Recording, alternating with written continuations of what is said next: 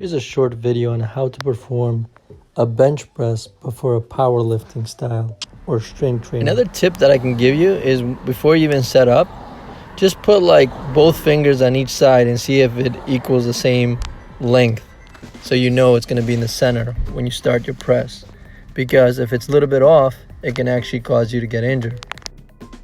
Either if it's hypertrophy or strength training or powerlifting, you want to try to keep like a shoulder width. You don't want to be too much on the outside and you don't want to be too much narrow. If it's narrow, you're hitting more of the triceps. If it's wide, you can actually injure your shoulder. Notice how I'm controlling the weight.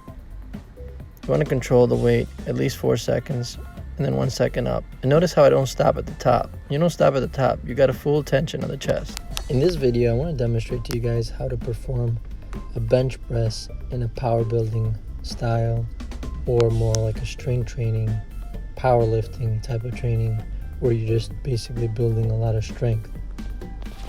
So if you notice what I'm doing is, you saw how I set myself up.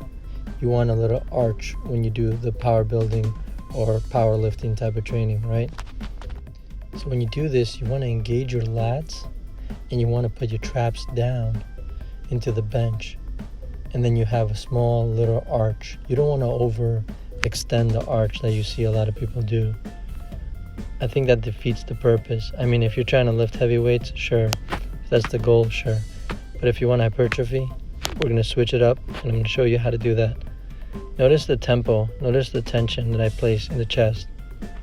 Even though this is a power lifting movement, I still want to control the movement. I still want that mind-muscle connection as well. No ego lifting here, guys. We're working on strength or even hypertrophy. You still want to use your legs. So you got to give a leg drive. So you position the legs on the floor and you push with the ball of the feet. So the difference is the arch. A lot of people arch too much. And when you do that, it kind of just works, gives you less range of motion, and actually you're placing yourself into a decline position.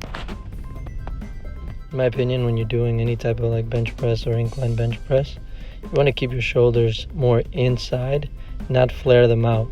Flaring them out will cause you an injury, will cause you just to get seriously damaged, and you won't be able to perform the movement. So it's okay to keep a small little arch, as you can see, especially when you're doing strength training.